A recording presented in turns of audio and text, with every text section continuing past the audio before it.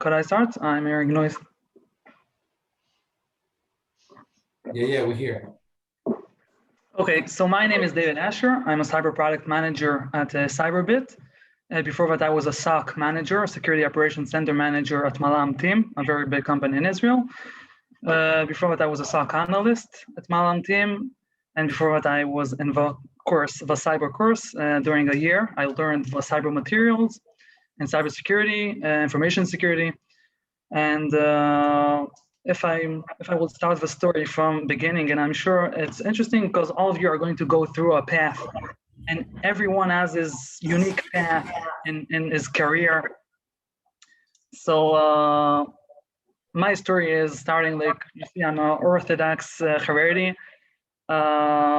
Like everyone, I was in kindergarten, cheder, yeshiva, yeshiva Ktana, yeshiva Gdola.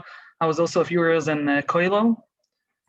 And then I thought to myself, I really need to do something with my talents, with what the gifts that I got from Hashem, and I really wanted to leave also an impact and to do something very important that's changing the world.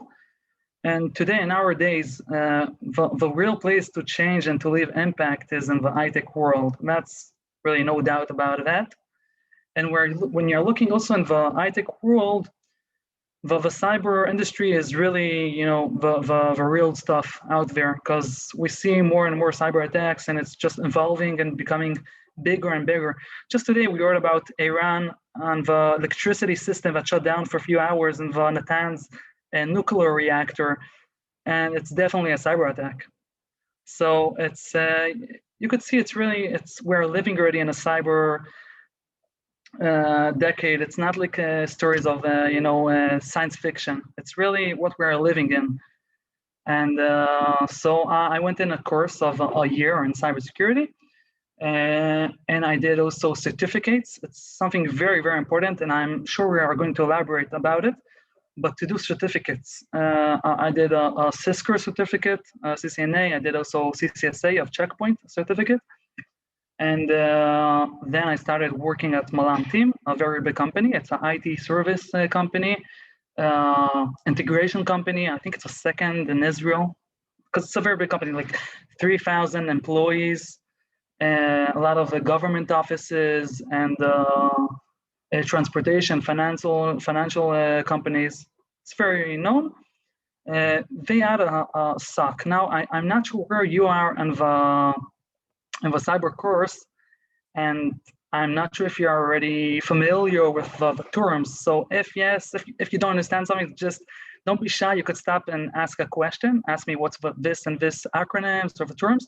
But a SOC is a security operations center that has the main tool in a SOC and the security operations center is the SIM. The SIM is a security information and event management tool. They have also EDR, and you're familiar with the term SIM? If someone could, okay, I see someone, Jonathan is saying that he is familiar. So thank you for the feedback. And there it was before a few years, before 4 years. So it wasn't so popular in Israel. It really had a very nice growth. In Israel, before 4 years, the SIM was like in the first days. So I had a momentum, because I really went in a company that even the managers didn't know exactly what is a SIM and what's the value of it. So I think one of the best things that you could wait for is a momentum, because really when you are getting a momentum, just do me a favor, grab it with 2 hands and take it, because a momentum is something that I could wish all of you to get a momentum, but really to take advantage of a momentum is very important. And then I showed the managers what is a SIM, what's the value of it.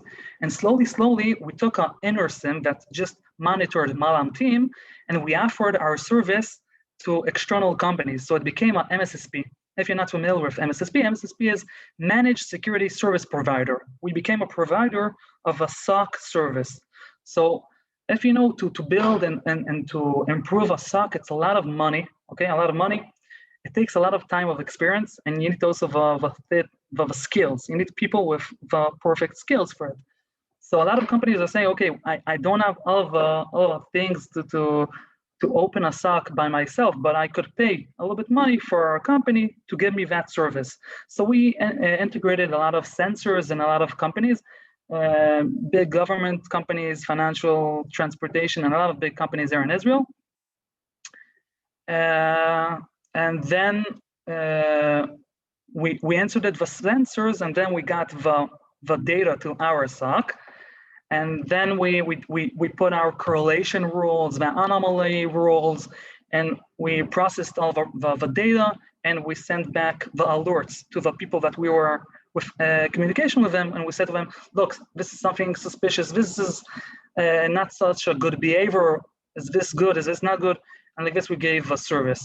I must say, in terms of logs, okay, logs is like the main food of a SIEM. Is getting a lot of logs from all the log sources, okay? So we got, and every day we had over 1 billion logs, over 1 billion logs. And you need to understand why a human person can't process all this huge data, because if I will take a log for a second, let's say each log is 1 second, okay? So if I'm searching for one log for 1 second and 1 billion logs, it's the same perspective of finding 1 second in 30 years, okay? So take 30 years and say, I want to find 1 second in that 30 years. It's really incredible. And because that, we're putting the machine to help us with that job, because we need to find a lot of logs, okay? Someone added a user to a domain admin, someone took off a user from domain admin, someone changed his name to a suspicious name. I can't really elaborate too much because it's really to go into the technical issues, but because that we needed to do a lot of rules. We needed to build rules saying to the machine, okay, when you see such a thing with such a thing in 5 minutes during these and these hours, and so on in this group of Active Directory, so then alert us and put it to me to see, because we couldn't go through all the 1 billion logs. So that was a very interesting life. And now I will take a little bit of zoom out, okay? And I will explain a little bit on the ITEC world, okay? If someone would say to me, David, you need to divide now the ITEC world into 2, okay? I want you to divide it into 2. So I would divide it like this. First of all, you have service companies, okay? You have a lot of companies that are giving service, like Malanti, where what I worked in the beginning, they gave service. And they have a lot of companies that are giving service of IT, security operation centers, compliance services, a lot of services, blue service, red services, and so on and so on. So on every hour of service, they're getting money. They have a different kind of IT companies, that's our product companies. So slowly, I became aware of the product companies, and the product companies are companies that are building a product, okay? So I felt that I want to go more to the direction of a product company. There are people that are saying also product companies earn more money, because think about it, a service company needs, in order to get money, she needs to give hours of service. And for every hour, she's getting money. Product companies are building one product, and then they're just copying, pasting it, and selling the software. Of course, they have also maintenance, and they have support, and they have a lot of things that are going on. But that's like one kind of aspect of it. I looked at it more of to build something, but I know I changed something on the product. Okay, this and this changes, and the product is my idea or my management. But everyone could find his place in the ITEC environment, and it's very important to say to you guys, I'm sure everyone has a hobby, or everyone says, okay, I couldn't imagine that one day I would learn cyber, because that's my story. I grew up, I love music. I'm playing the piano. Maybe you could see there behind me. If you would ask my friends, what is David Asher going to do one day? No one wouldn't say cyber, because it's like the opposite of me. I'm a very creative person. I like music, I like drawing. But in the end, every person could find in the cyber industry the thing that is strong in it, and his power is good in it. So you could find, everyone could find his place there. That's very nice, that I found. and my 3-4 years of experience. So, but I really wanted to go more to a product company. So this is another role that maybe you didn't hear about, because all of you, I'm sure you heard about SOC analyst, right? So if I need to bring in the service companies, it's starting as a tier 1 in a SOC, in a security operations center. You're starting as a tier 1. After that, a tier 2, then tier 3. Then you could be like a shift manager, then a SOC manager, to be in charge of threat intelligence, of vulnerability assessment, compliance, integrator to configure the tools. There are a lot of roles in this industry. You could be even a cyber architect, a CISO. It's going on, and this is just on the blue side. And the red side, you have a penetration tester and all of these kinds of jobs. But when you're coming to product companies, the jobs are different. It's more like a cyber researcher, okay? People that are researching cyber. You have in the entire world of malware, you have reverse engineers, people that take a malware and try to go back to understand how it's built. You have a lot of really, it's so much a variety of roles. And my role is something that I wasn't aware of it, but then I found the job. It's a cyber product manager. We have a product that is taking these SOC analysts and are training them with simulations, okay? When I have a network, I don't want to attack my network because I'm afraid it will do damage, right? So I'm taking a simulated network. I could choose the technologies that I have in my own network, Checkpoint, Palo Alto, Carbon Black EDR, a lot of companies, a lot of technologies, third-party technologies. I'm choosing exactly what I have in my network, and then I have a catalog of 100 and more, over 100 scenarios of attacks, of real cyber attacks that are happening and happened in the past, and I'm attacking my simulated network, and I give my analyst and the SOC really to see how it's done and to see if they're ready for it. So it's also an assessment tool to see if a person is good, if a person monitors, if my analyst could find these cyber attacks in time, and if they know to mitigate it, if they know to respond exactly how they need, if they know to prevent it to not happen and to not occur. And so that's like the job that I'm doing today is to see our product and to see the market and to see if we have a gap, to see if I need to build new scenarios, if we need to to align ourselves to the trends out there, because we have a lot of trends in cyber. Also from cyber attacks, like today, the trends is ransomware, definitely. Once ransomware is one of the most trending cyber attacks that our customers are concerned about today. If you're aware about ransomware, is when someone is encrypting your computer and is trying to get ransom in order to reveal the data. So that's like the cyber.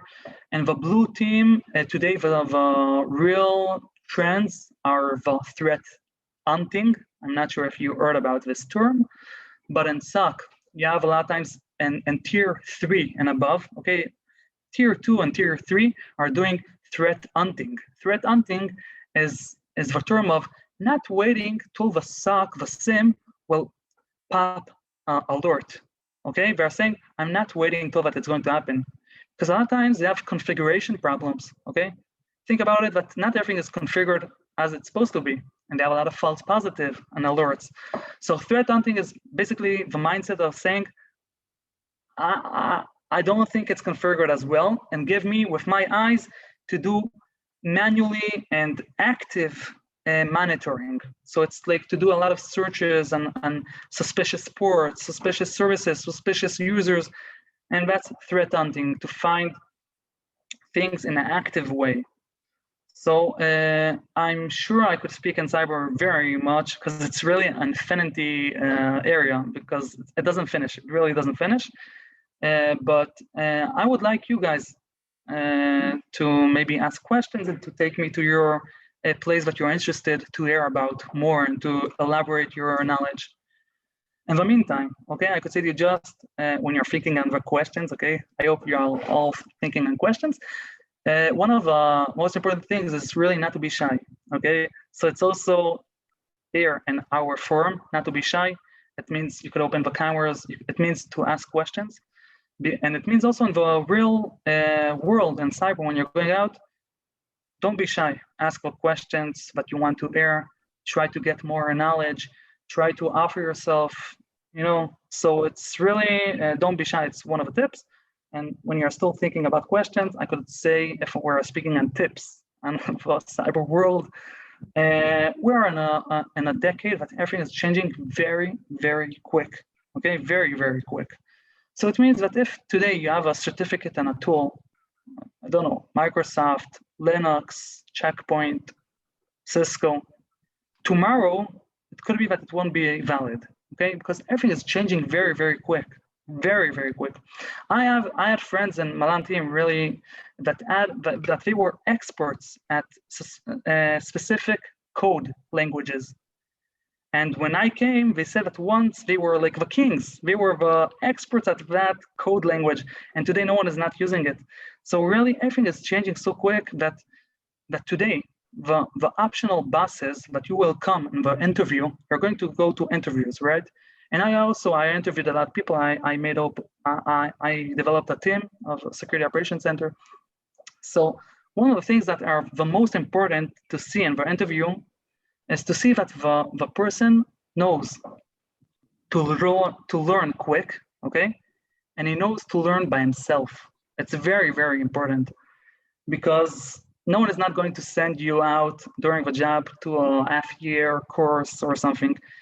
People are working, they want you to learn in parallel to the work. They want you to learn by yourself. They want you to open Google, YouTube, Udemy, and even to learn from your mistakes, okay? It's very important to learn all the time, to constantly learn. And when you're showing to a potential boss that you did a certificate by yourself, you went on the internet, you downloaded a book of one of the certificates, and they have also a lot of small certificates, but it's not so hard, like a lot of small certificates on open source tools. They have a lot of, really, they have free small certificates, ELK, Fortinet. They have a lot of small certificates. Actually, if you have also questions that you want to ask me in a week, in another month, you could go in my LinkedIn. It's David Dasher. You could find it very easily, and ask me questions in the chat. Okay, I like to help people, and I help a lot of people. So if you have questions, don't be shy. But just going back to certificates, it's very important to have certificates, because when you're showing to your optional boss that this is what I learned by myself, and I learned it quick, okay? You're saying to him, I did it in 2 weeks, in a month. Then he knows that he could really, give you the job, and really not think about it that, did I do a good decision? Did I not do a good decision? You need to understand that it's very scary for a boss to take you without experience, right? Because it's scary. You could understand the other side. So you need to help him to take you. You need to help him with a decision. You need to show to him, okay, you have a who to rely. You have a who to rely. I'm a quick learner. I'm adjusting very quick to the situation, okay? So that's very important. That's something very important. And another thing very important is, I mentioned my LinkedIn. It's very important to have a social network profile. Maybe some of you are saying, what? I don't have what I'm going to put. I don't have what to sell. It's not true. All of you have what to sell. All of you, really. All of you have what to sell, and you're going to put it on your social network. You're going to open a LinkedIn profile, okay?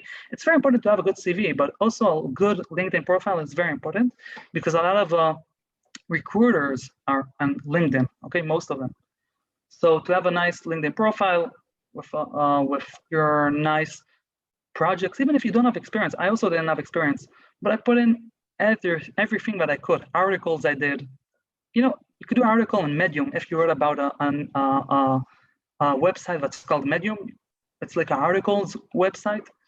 You could write even nonsense. You could write the top 10 cyber attacks of 2020. It doesn't matter.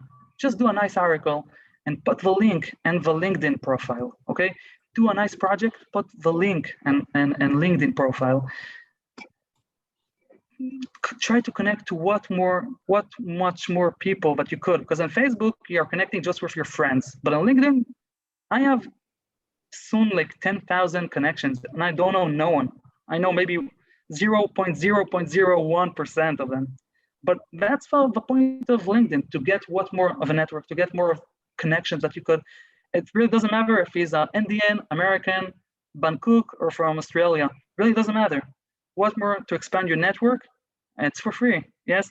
So I am really encouraging everyone that I see to do a LinkedIn profile and to do projects and external things and to put the link inside.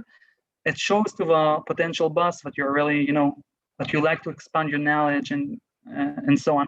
But I think I spoke too much. If someone has a question, I'm here. David, your energy and your success in the field is really inspiring. So it's contagious. I see that Ellie Lieberman has a question. Go ahead, Ellie. Hi, quick one, David. Thanks for coming on board tonight and making your presentation. You have a very nice presentation. So, quick question: you discussed many times about you started, let's say, an SOC. What was what kind of were like the transition points for you? Like when did you decide? Okay, I learned this, and now it's a good opportunity for me to change to. It's a good opportunity for change. Like what like made you make, what was the cause for the change, or what was your thought process? Not so long, but just. The question is about the certificates. Why did I try to learn another thing? The transition from Malam to Cyberbit. No, you switched positions, right? So there were things that you learned in SOC, and then you transitioned, you changed. So what was what was the impetus for you to make these changes? Like what you were thinking, like, aha, like I think my internet is not working good. I think my internet is not good, or yours, I'm not sure. But if I understand the question, and fix me if I didn't understand it correctly, is that why did I really say, okay, I'm leaving Malam team, the Security Operations Center, and I'm now going to a product company? Yeah. Yes? Yes. Yes. Okay. So I think all of us have in our mind a vision, okay? It's hard to find a vision. The truth is, if you would ask me what I want to do in 5 years, I don't know what I want to do tomorrow. You're asking me about 5 years from now. It's very hard to know. And all of us have this problem when we're trying to understand, what do I want to be? Like, what's my main goal? Where do I want to go, okay? So I even don't know exactly what's my goal, but I know that I want to go from a service company to a product company. That I know, because first of all, my wife is in a product company, so I know a little bit of a difference, and that that was the reason. She also encouraged me to go to a product company. It's well known that a product company is more rich because she's earning more revenue. So like the salary is bigger, and also the social environment, you could call it like this, is bigger.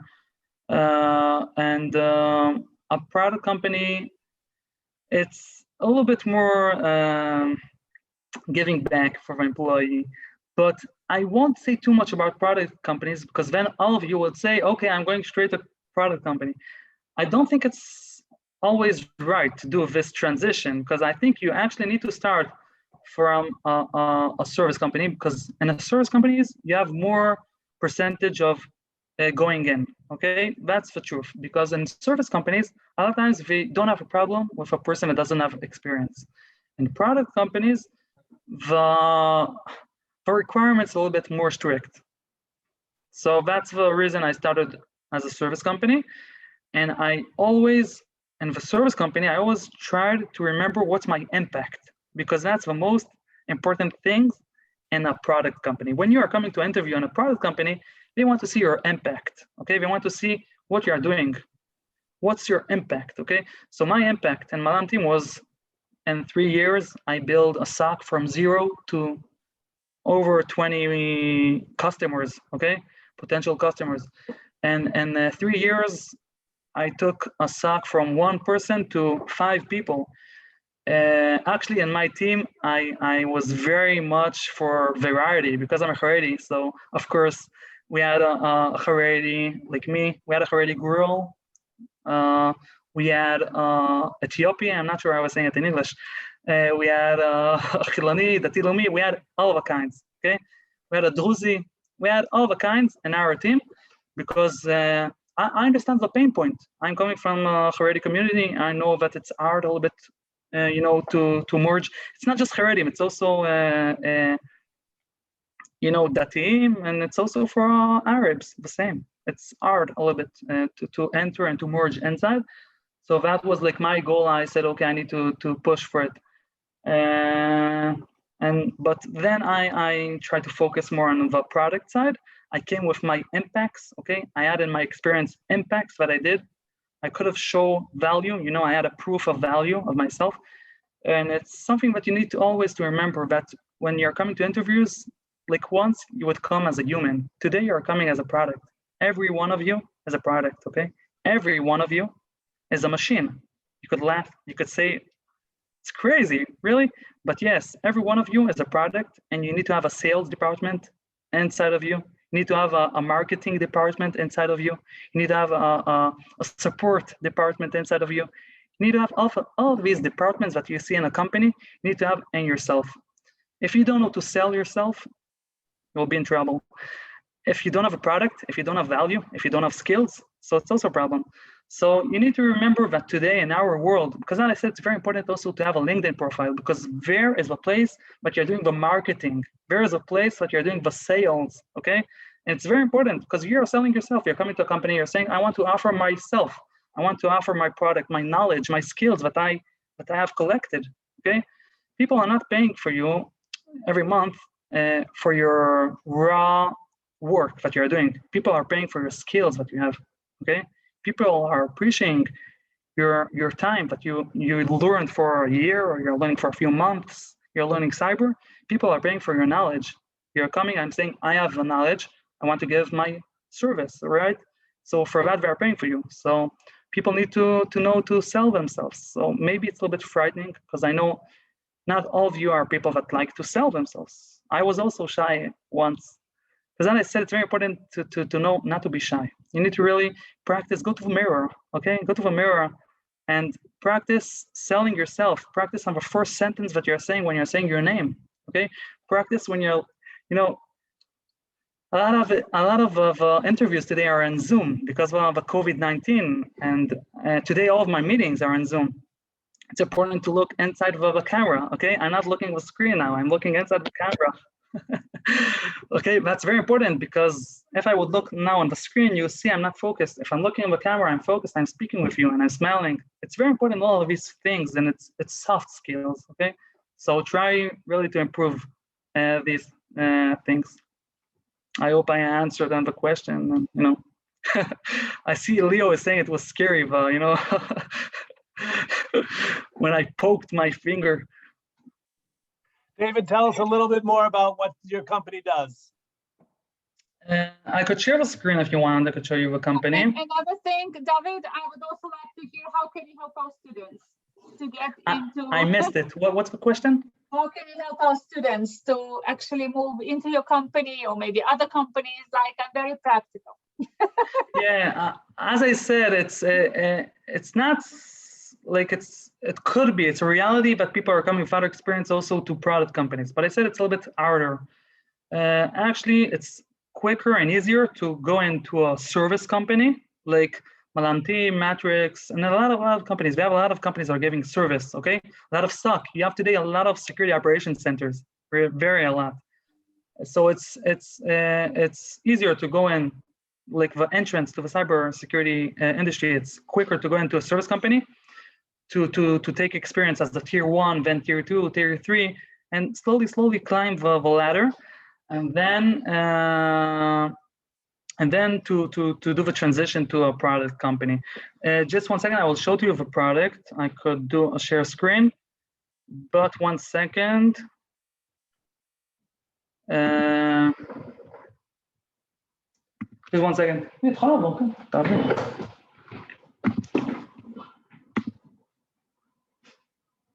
Oh no. This is sorry, and all the tabs. I'm just like a little bit still working. Another problem, actually, a problem in service is a problem in product companies that a lot of time you are with American customers, so the hours are like, not so comfortable. But this is like, say, the Cyberbit range catalog. You could see a huge variety of cyber attacks going on, and you could just choose, let's see, Apache Shutdown. You could choose like a scenario that is shutting down your Apache server. It's a web server, open source actually. You could choose a network, okay? So you could see, let's say I want with Curator. Curator is a SIM, very known SIM. You could see of a network. You could see it has a Curator SIM inside of it. And then you're assigning it to one of the students. I won't go through all of the product. I'm not sure if I'm allowed to legally, but actually this could have helped you guys really to train, but I'm so sorry to say that our company is a B2B and not a B2C. If you're not familiar with the term, a B2B is business to business. B2C is business to customer, okay? For example, Waze is a B2C because everyone has Waze and their smartphone. Cyberbit or a lot of companies are B2B. Microsoft is a B2B in the end. Actually, you could see here I have still I have in the browser the folder of certificates. I could show to you all. You have Splunk, it's a free certificate of Splunk. Fortinet is a free certificate. Palo Alto Networks have free certificates. CyberArk, free certificates. Elastic Training, free certificates. Access Data of QBlaze, that free. I think it's still free. I have a few more that already, like I didn't save them for a reason, but a top C was free for a while. So it's also worth it to enter a lot of groups on Facebook or LinkedIn, because a lot of times companies are saying, okay, we have now for 2 months our certificate for free. So it's like not always free, but a lot of times companies are saying, okay, take this coupon and it's free, whoever has a coupon. So I was like tracking these things. Actually, now I don't have time for it, but it's also fun that you're like learning new things. And then you're putting also in the LinkedIn, you're putting in all of the certificates that you're gaining, and it's showing to your potential manager that, okay, this person knows to learn quick, and it's something very important. If it's not interesting, just say to me, because like you're really, this is actually a nice sentence. In God we trust, all of us must bring data. Because as a cyber product manager, I can't rely on my, I think this is a good decision. I think this is a good decision. I think we need to go to this, and it's not good. You need to bring data, and we're trying really very strong to bring data about the market and to understand what's the trends, and to speak with customers. I'm speaking all day with customers and to understand what's their pain points, to understand where we need to improve. So, in God we trust, all others must bring data. You could see here futures, a lot of things that I did, lectures that I put. I'm posting all the time on LinkedIn. It's very nice to put, in bullets, all of the things that you're experiencing and doing. Certificates, I did on LinkedIn. You have also a lot of free certificates. Every free certificate, and it's like 2 hours of these certificates, very, very small certificates, the LinkedIn ones. You have it for free, and it's most of the time on the side. I think it's here, yes, learning. Just 1 second, I'll try to. Okay, you could see here, add new skills. So these are free ones. The ad that you have on the right side is free certificates. You could app in and do these. It's very good because, you have a lot of certificates. It's showing for the potential boss that you're learning quick and you're learning by yourself. It's really important. So look how much I have. It's like, I have all of these certificates: CyberArk, Cortex, 3 Palo Alto, Cisco, CCSAF Checkpoint. Aviatrix is a cloud company. Autopsy is to do very deep investigations on images of computers and so on. So I think this was, let's say, a little taste of my LinkedIn profile. I'm encouraging to do the same. I'm encouraging you all to practice your selling sentence, because you're going to sell yourself, and practice on it, and be strong on it, and know what you are worth, because all of you have strengths. All of you have skills and gifts that you got from Hashem, and it's time really to use them, and to do something with a gift that you got. Why should it go to waste? David, thank you so much. We've had a bunch of speakers over the past couple months, but someone said that you're probably the best. So we really appreciate your expertise and your energy, and it's really inspiring. I know I'm inspired, and I think a lot of the other students are too. So thank you so much. I love the feedback. Thank you. Okay, I'm really encouraging you all to ask questions if you want. Also by LinkedIn. I could give you also my WhatsApp if you want in the chat. Just 1 second.